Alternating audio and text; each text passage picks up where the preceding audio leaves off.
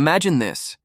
You're sitting on your porch, sipping your morning coffee, when suddenly, sirens blare in the distance, getting closer and closer until they're right outside your home. Blue and red lights flash across your lawn, and two stern-faced police officers march up to your door, demanding you hand over your beloved pet, a squirrel. Sounds absurd, right? But for me, this wasn't just some wild animal caper. It was a full-blown nightmare orchestrated by my power-hungry HOA. They called the cops on my adopted wild squirrel, Nosy, claiming he was a dangerous rodent terrorizing the neighborhood. What they didn't know? Nosy wasn't just a pet. He was my registered service animal, my anchor in a sea of anxiety that had nearly drowned me years ago. And oh boy, were they about to learn the hard way that messing with someone's lifeline comes with consequences. If you've ever felt the sting of injustice from nosy neighbors or overreaching authorities, stick around because this HOA revenge story is going to take you on an emotional roller coaster, from heartbreaking betrayal to sweet, satisfying payback. We'll dive deep into the frustration, the fury, and the triumphant justice that left everyone talking. Hit that play button because once we start, you won't want to stop until the very end. Let me paint the picture for you. It all began about 5 years ago when I moved into Willow Creek Estates, a seemingly idyllic suburban neighborhood with manicured lawns, white picket fences, and that quintessential American dream vibe. I was fresh out of a messy divorce, my nerves frayed like old electrical wiring, prone to sparking panic attacks at the slightest trigger. The divorce had left me isolated, my confidence shattered, and my mental health in tatters. Therapy helped, medication too, but nothing quite like the unconventional solution I stumbled upon: adopting a wild squirrel. Yeah, you heard that right. Nosy wasn't your typical fluffy-tailed critter scampering up trees for fun. I found him as a baby, orphaned after a storm knocked down his nest. Hand-rearing him created this unbreakable bond. He'd perch on my shoulder, his tiny claws gently gripping my shirt. And when my heart started racing, chest tightening, breaths shallow, he'd nuzzle my ear, chitter softly, and somehow ground me back to reality. It was like he could sense my anxiety before I even fully registered it. After months of training with a certified animal behaviorist, Nosy became my official service animal, complete with a vest, ID card, and all the legal protections under the Americans with Disabilities Act. He wasn't just a pet. He was my hero in fur. But Willow Creek wasn't as welcoming as it seemed. Enter the HOA, the Homeowners Association, a group of self-appointed guardians of neighborhood perfection, led by the infamous Karen Whitaker. Karen was the epitome of the overbearing neighbor, mid-50s, perfectly coiffed blonde hair that never moved an inch, even in a gale, and a perpetual scowl that could curdle milk. She drove a spotless SUV, volunteered for every committee, and wielded her HOA presidency like a scepter. From the moment I moved in, she had her eyes on me. Maybe it was because I was a single woman in her 30s, no kids, no husband, just me and my weird squirrel. The first red flag came during the welcome meeting. I introduced myself, mentioned Nosy casually, and her eyes narrowed like she'd spotted a weed in her prize rose garden. "Pets must be approved," she snapped, her voice dripping with condescension. I explained his service animal status, showed the paperwork, but she waved it off. "We'll see about that," she muttered, already plotting. Life in Willow Creek settled into an uneasy rhythm. I'd take Nosy for his daily walks, him on a custom harness leash, scampering along the sidewalks, drawing smiles from most neighbors. Kids loved him. They'd giggle and ask to pet his soft fur. But Karen? She'd lurk behind her curtains, phone in hand, snapping photos like an amateur detective. One afternoon, as Nosy and I strolled past her house, she burst out her front door, arms flailing. "That thing is a menace. It's digging up my flower beds," she shrieked. Nosy, startled, froze on my shoulder, his tail fluffing up in alarm. My pulse quickened. Here came the familiar tightness in my chest, but Nosy pressed his cold nose against my neck, reminding me to breathe. I calmly pointed out that squirrels dig. It's nature. But she wasn't having it. "I'll report you to animal control," she threatened, her face flushing red. Inside, I seethed. Who does she think she is? I thought, my fists clenching at my sides. This wasn't just about a squirrel. It was about control, about her need to dominate every inch of the neighborhood. The harassment escalated slowly, like a pot simmering to a boil. Anonymous notes appeared in my mailbox. "Get rid of the vermin or else." My trash bins were mysteriously knocked over, acorn shells scattered around as evidence of Nutsy's misdeeds. At HOA meetings, Karen would bring up wildlife concerns, her voice laced with fake concern, rallying a few cronies to her side. One evening, after a particularly bad day at work, deadlines looming, boss breathing down my neck, I came home to find a citation taped to my door, a $100 fine for unauthorized pet. My hands shook as I read it. Unauthorized? Nutsy was legal. I stormed to Karen's house, knocking firmly. She answered with a smirk. Service animal, please. That's just an excuse to keep a wild beast. The board agrees, no exceptions. Her words hit like a slap. I felt powerless, my anxiety spiking. Nutsy, sensing it, chittered urgently, but even he couldn't fully calm the storm inside me. That night, I lay awake, tears streaming, wondering if I'd have to rehome him. No, I resolved, staring at the ceiling. This ends now. I started digging, metaphorically, of course. Hours poring over HOA bylaws, state laws, federal regulations. Service animals were protected. Discrimination was illegal. But Karen had twisted the rules, burying exemptions in fine print. I reached out to online forums, Reddit's RH or HOA and EHR service animals, sharing my story anonymously. The responses flooded in. Stories of similar battles, advice from lawyers, even templates for complaints. One user suggested contacting the Department of Housing and Urban Development, HUD, for ADA violations. Empowered, I gathered my arsenal, Nutsy's vet records, training certificates, my doctor's note detailing my condition. I even videoed our daily routines, showing how he alerted me during simulated panic attacks. But Karen upped the ante. One fateful morning, as I prepared for work, the cops arrived.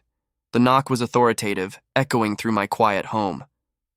I opened the door, Nutsy on my arm, to find 2 officers, badges gleaming. Ma'am, we've had reports of a wild squirrel posing a public health risk. We need to take it into custody. My stomach dropped. Public health risk? This was Karen's doing. I could smell her meddling. He's my service animal, I stammered, showing the vest. They hesitated, but protocol demanded action. As they radioed for animal control, my mind raced. Humiliation burned in my cheeks. Neighbors peeked from windows, whispering. Nutsy trembled against me, his eyes wide with fear. In that moment, the injustice crystallized. This wasn't about safety. It was bullying, pure and simple. I felt violated, exposed, my vulnerability weaponized against me. But amid the chaos, a fire ignited. She won't win, I thought, my resolve hardening like steel. The officers left with a warning, not taking Nutsy thanks to my quick flash of paperwork, but the damage was done. I called in sick, spent the day plotting. First, a lawyer, pro bono from a disability rights group. She confirmed. Karen's actions violated multiple laws, potential for fines up to $10,000 per incident. We drafted a cease and desist letter, CC'd to the entire HOA board. But I wanted more than a slap on the wrist. I craved justice that stung. Digging deeper, I uncovered Karen's skeletons. Public records showed she'd been sued before, in her previous neighborhood, for similar harassment. Turns out she had a pattern, targeting single residents, enforcing arbitrary rules to force sales, then buying properties cheap through cronies. Willow Creek was her kingdom, built on intimidation. The turning point came at the next HOA meeting, packed with residents curious about the Squirrel scandal. Karen presided smugly, banging her gavel. Item 1, rodent infestation. She launched into a tirade, projecting slides of evidence, blurry photos of Nutsy. The room murmured. My heart pounded, palms sweaty, but Nutsy on my lap steadied me. When my turn came, I stood, voice steady. Ladies and gentlemen, this isn't about a squirrel. It's about discrimination. I unveiled my presentation. Laws, documents, even testimonials from neighbors who'd seen Nutsy help me. Gasps rippled. Then the bombshell. I've filed complaints with HUD and the state attorney general. Karen's actions could cost the HOA thousands in legal fees. Her face drained of color, eyes bulging. You're bluffing, she sputtered. But I wasn't. I revealed emails she'd sent board members, urging them to get rid of the freak and her rat. The room erupted. Votes turned against her. She was ousted that night, but the revenge didn't stop there. HUD investigated, fining the HOA $15,000 for ADA violations, with Karen personally liable for half. She appealed but lost, forced to sell her home to cover costs. As movers loaded her boxes, she glared at me from across the street. I waved, Nutsy chittering triumphantly on my shoulder. Relief washed over me, validation after months of doubt. The neighborhood changed, new board, inclusive rules. My story went viral on Reddit, inspiring others to fight back. Justice isn't always swift, but when it hits, it's sweeter than any acorn Nutsy ever found. Now let's rewind a bit to truly understand the emotional depths of this saga. My anxiety didn't just appear out of nowhere. It rooted back to childhood, overbearing parents who demanded perfection, leaving me with a constant fear of failure. The divorce amplified it. My ex, a controlling type much like Karen, gaslit me into believing I was too emotional to function alone. Adopting Nutsy was my rebellion, my path to independence. Every time Karen attacked, it echoed those old wounds, making me question my worth. The physical sensations were brutal. Racing heart, clammy skin, a knot in my throat that made speaking feel impossible. But Nutsy? He'd scamper up my arm, his whiskers tickling, and whisper calm in his squirrel way. Describing it now, I feel that warmth again, the bond that turned vulnerability into strength. Karen, on the other hand, wasn't born a villain. From what I learned through neighborhood gossip and public records, she was a widow, her husband passing suddenly, leaving her alone in a big house. Perhaps her control-freak nature stemmed from grief, a way to impose order on chaos. But that didn't excuse her cruelty. She'd host barbecues, all smiles, then sabotage anyone who didn't fit her mold. One neighbor confided she'd fine them for unsightly holiday lights, driving them to move. Her wrongdoing felt personal, infuriating because it was so petty yet destructive. Building sympathy for me meant showing her as the antagonist everyone loves to hate, smug, entitled, blind to her hypocrisy. As tensions built, I confided in a few allies. My next-door neighbor Tom, a retired vet, became my confidant. "That woman's got more bark than bite," he'd say, chuckling over fence chats. He witnessed Nutsy's magic during one of my episodes, me hyperventilating on the porch, Nutsy alerting by pawing my face until I focused on his steady breathing. Tom vouched for me at the meeting, his gravelly voice booming. "This squirrel's done more good than half this board." His support fueled my determination, turning isolation into community. Planning the revenge was meticulous, like assembling a puzzle. Nights spent researching, my laptop screen glowing as Nutsy curled in my lap. Internal doubts crept in. What if I fail? What if they take him away? But each what if hardened my resolve. I role-played dialogues, practicing retorts to Karen's barbs. "No, Karen, the law says," I'd mutter to the mirror, building confidence. Execution day arrived, the meeting hall buzzing with anticipation. Short breaths for tension, heart thumping. Palms slick. Then, release. Documents slapped on the table, truths unveiled. Her reaction? Priceless. Shock frozen on her face, then anger boiling over in stammered denials. "This is outrageous!" she yelled, but the tide had turned. Humiliation complete as board members distanced themselves, whispers of "we didn't know" filling the air. In the aftermath, emotional release flooded me. Triumph mixed with relief, tears of joy as Nutsy and I walked home under starlit skies. Validation from strangers online amplified it, comments like "you're a hero" pouring in. The lesson? Fairness prevails when you fight. Karma isn't mythical. It's the consequence of actions. If you've faced similar battles, know you're not alone. Share your stories below. Let's build a community of resilience. But wait, there's more to this tale because revenge like this doesn't happen in a vacuum.